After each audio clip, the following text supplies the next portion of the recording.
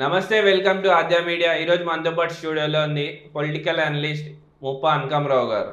నమస్కారం సార్. నమస్తే అండి. సార్, చంద్రబాబు గారి మీద ఇప్పుడు ఐటీ నోటీసులు వచ్చాయి సార్. దేని మీద అండ్ ఎందుకు వాళ్ళు కావాలని టార్గెట్ చేశారా? వైసీపీ వాళ్ళు చేపిస్తున్నారు అంటారా? వైసీపీ వాళ్ళు చేపిస్తున్నారా లేకపోతే కేంద్రం చేస్తుందా అనేది తీసి పక్కన పడేస్తే, ఎన్నికలకు ముందు ఇలాంటివి భారతదేశంలో 2014 తర్వాత సర్వసాధారణం అయిపోయినాయి. ఏ రాష్ట్రంలో ఎన్నికలు జరుగుతున్నా ప్రతిపక్ష పార్టీల మీద జరుగుతున్నాయి. ఇట్లాంటి సర్వసాధారణం అయిపోయినాయి 2014 తర్వాత. దాని గురించి పెద్ద ఆశ్చర్యపడాలని పనేం లేదు. కాకపోతే ఇక్కడ చంద్రబాబు నాయుడు గారి గురించి ఇప్పుడు వచ్చిన దాని గురించి ఒకసారి మనం కనుక చూసుకుంటే, ఇది 2020లో జరిగినటువంటి సంఘటనకు సంబంధించింది. ఇప్పుడు కాదు, ఇది 2020లో జరిగింది.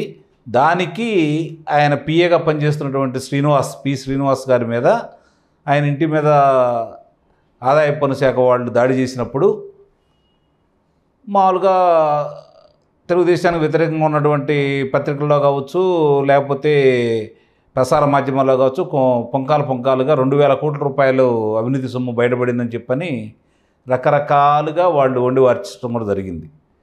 నిజమే అనుకున్నారు సహజంగా చాలామంది కూడా. చివరికి తెలిసింది ఏంటంటే, మరి ఐటీసీ ఆదాయ పన్ను శాఖ వాళ్ళు ఎవరి దగ్గర వెళ్ళి దాడి చేసినా కూడా దానికి సంబంధించిన వివరాలన్నీ వాళ్ళకి ఇచ్చేసి, ఒక పత్రం వాళ్ళకి ఇచ్చేసి సంతకం పెట్టుకొని తీసుకుని వెళ్తారు. దాని మీద చాలా వివరంగా ఉంది ఏంటంటే 2,63,000 రూపాయలు మాత్రమే దొరికినాయి. అంటే సహజంగా ఒక ఇంట్లో 3 లక్షల రూపాయల దాకా డబ్బులు ఉండొచ్చు. దానికి అతన్ని ఏమి చేయక, మరి నిజంగా దొరికితే ముందుగా నోటీస్ ఇచ్చి అరెస్ట్ చేయాల్సిన శ్రీనివాస్ గారిని కదా. చంద్రబాబు నాయుడు గారికి ఎందుకు నోటీసులు వచ్చినాయి? దీంట్లోనే కుట్రకోణం అర్థమైపోతూ ఉంది కదా. ఒకవేళ వచ్చినాయి, దాన్ని నిరూపించాల్సింది ఎవరు? వాళ్లే కదా, ఆదాయ పన్ను శాఖ వాళ్లే కదా. చంద్రబాబు నాయుడు గారు సమాధానం ఇవ్వలేకపోతే, నాయన నువ్వు పలానా దాని నుంచి 118 కోట్లు నీ పిఏకి వచ్చినాయి, అక్కడి నుంచి పలానా శాఖకి బదిలీ అయినాయి ఆ ఖాతాలో, దాని ద్వారా నీకు లబ్ధి పొందినాయి, లేకపోతే నీ కుమారుడికి లబ్ధి పొందారు, లేకపోతే నీ భార్య లబ్ధి పొందింది, లేకపోతే నీ పార్టీ లబ్ధి పొందిందని చెప్పి చూపించాలి కదా. అవి బయటకు వచ్చినప్పుడు నిజంగానకైతే మనం ఆలోచించాల్సిన అవసరం లేదు. చర్యలు ఆదాయ పన్ను శాఖ తీసుకుంటుంది. ఆ తర్వాత ఆయన నిర్బంధిస్తారనేది ఈడీ వాళ్ళకి అప్పచెబితే, దాంట్లో కనుక లోతుగా వాడు అధ్యయనం చేస్తే, ఈయన దోషం తేలితే వాళ్ళే తీసుకెళ్ళి కారాగారంలో పెడతారు. అందులో ఎలాంటి సందేహం కూడా లేదు. మరి దానికి వీళ్ళకి అంత ఉలికెందుకు, అంత కులికెందుకో నాకైతే అర్థం కావట్లా.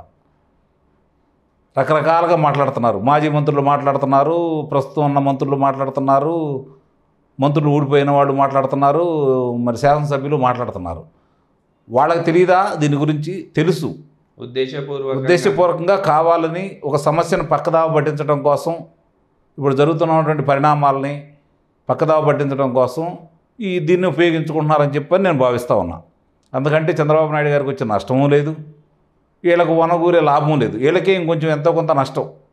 ఎందుకంటే ఇప్పటిదాకా ఆయన మీద చేసిన అభియోగాలన్నీ నిరూపించలేకపోయారు కాబట్టి, రేపొద్దున కూడా ఇదే జరుగుతూ ఉంటే 2019 ముందు నమ్మారు, గెలిపించారు వైఎస్ఆర్సీపీ పార్టీని.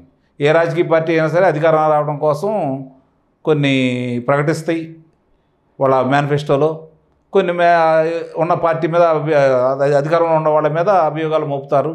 అవి జనం నమ్మితే ప్రతిపక్షాన్ని గెలిపిస్తారు. అట్లనే జరిగింది 2019లో. వీళ్ళు ఇప్పుడు అధికార పక్షం అన్న మాట మర్చిపోయి ప్రతిపక్షంలాగా ప్రవర్తిస్తున్నారు, ప్రతిపక్షంలాగానే విమర్శలు చేస్తున్నారు. వీళ్ళు ఏదైనా కుంభకోణం వచ్చిందనుకోండి, చంద్రబాబు నాయుడు గారు చేస్తే 4 సంవత్సరాలు 3 నెలల కాల పరిమితిలో వీళ్ళు ఎన్ని వెలుగు చూపించారు, ఎన్ని కుంభకోణాలను బయటకు తీసుకొచ్చారు. రాజధానిలో భూముల కుంభకోణం అన్నారు, అలాగే ఫైబర్ గ్రిడ్ అన్నారు, పోలవరం అన్నారు, పట్టిసీమ అన్నారు. ఏమి జరిగింది?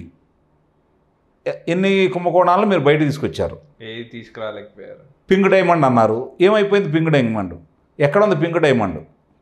ఆ మాట్లాడినటువంటి వ్యక్తులు ఈరోజు ఎక్కడికి వెళ్ళారు? దాని గురించి మళ్ళీ ఎందుకు మాట్లాడట్లేదు? 4 సంవత్సరాలు 3 నెలల కాల పరిమితి మీకు సరిపోలేదా?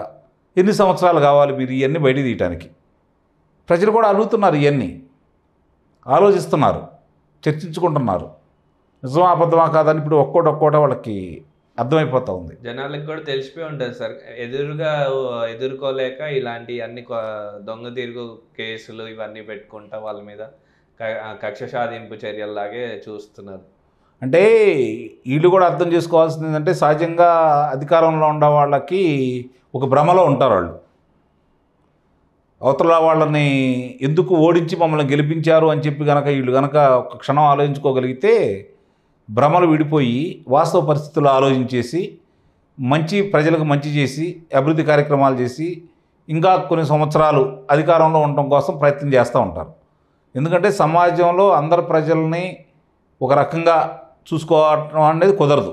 విభిన్న మనస్తత్వం వాళ్ళు ఉంటారు కాబట్టి సమూహం అనేది దాంట్లో అందరికి కూడా వాళ్ళ ఆశలు నెరవేరుస్తారనే ఎవరు భావించడానికి అవసరం ఉండదు.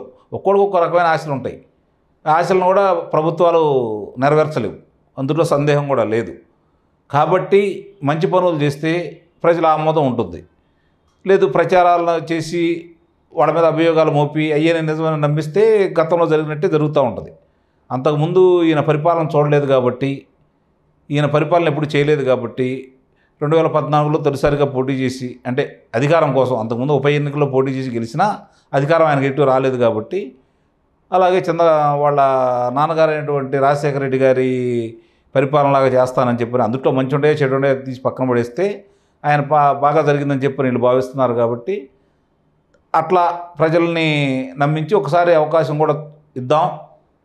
యువకుడు ఆయన, మరి ఆర్థికంగా బాగా ధనవంతుడు, ఆయనకి డబ్బులతో పని లేదు కాబట్టి ప్రజలకు ఏదో మేలు చేయాలని అనుకుంటున్నాడు కాబట్టి నవరత్నాలు ప్రకటించారు కాబట్టి గెలిపించాలని భావించారు, నమ్మారు, గెలిపించారు. దానికి ప్రజలు తోడయ్యారు, వ్యవస్థలు తోడైని, కేంద్ర పెద్దల సహాయ సహకారాలు కూడా సంపూర్ణంగా ఉండబట్టి ఆ రోజు వాళ్ళు అనూహ్యంగా 150 సీట్లు రావడం కూడా జరిగింది. వాళ్ళు ఇప్పుడు చంద్రబాబు నాయుడు గారిని మళ్ళీ కారాగారంలో పెట్టాలనే ఒకే ఒక్క కార్యక్రమంతో ఇలాంటివి చేస్తూ ఉన్నారు. ఆయన దానికి సమాధానాలు ఇస్తారు, ఇవ్వకపోతే తీసుకునే చర్యలు ఏమేంటి అనేది ఆదాయ పన్ను శాఖ చూసుకుంటారు. చంద్రబాబు గారు ఇప్పుడు జైలుకి వెళ్ళే అవకాశాలు ఉన్నాయా సార్? ఇప్పుడు ఐటీ రైట్స్ ఈ గోల మీద, అంటే ఈ కేసు మీద ఆయన వెళ్ళే అవకాశాలు ఉన్నాయంటారు? ఏమండి, గతంలో ఆయన మీద 22 విచారణలు చేశారు రాజశేఖర రెడ్డి గారు, ఏమీ నిరూపించలేకపోయారు. అలాగే ఆయన మీద మరి విజయమ్మ గారు, రాజశేఖర రెడ్డి గారు కావచ్చు, ఇంకా కొంతమంది 16 అభియోగాలు మోపడం కూడా జరిగింది. కొంతమంది అభియోగాలు మేము తప్పుడు అభియోగాలు అని చెప్పని వాళ్ళకై వాళ్ళు విరమించుకున్నారు. అందులో విజయమ్మ గారు ఉన్నారు, రాజశేఖర రెడ్డి గారు ఉన్నారు. మిగిలిన న్యాయస్థానాల్లో కొట్టివేయడం కూడా జరిగినాయి. అవి కూడా తెలియనంత అవివేకులుగా మాట్లాడుతున్నారు ఈ ప్రజాప్రతినిధులు. 16 స్టేలు ఉన్నాయని చెప్పని. 16 స్టేలు ఉంటే ఆయన ఎన్నికల అఫిడవిట్లో మీ నాయకుడి మీద ఇన్ని కేసులు ఉన్నాయని చెప్పినట్టే వాళ్ళు కూడా చెప్పుండేవాళ్ళు. కానీ చెప్పటం లేదంటే దాని లివ్ అనేది అర్థమైపోతూ ఉంది కదా. మీరు చెప్పిన తర్వాత చాలామంది దాన్ని బయట తీయడం కూడా జరిగింది. ఆయన ఎన్నికల అఫిడవిట్ పబ్లిక్ డొమైన్లోనే ఉంది కదా, చూసుకుంటే అవి కనపట్ల. మరి ఎందుకు ఇన్ని అబద్ధాలు ఇన్నిసార్లు చెప్తున్నారనేది ప్రజలకు అర్థమైపోయింది. ఓసారి చెబితే నమ్మారు, 2 సార్లు చెబితే నమ్మారు. నానా పులి సామెతలాగా తయారైంది వాళ్ళ పరిస్థితి. అది ఓకే అండి, థ్యాంక్ యూ.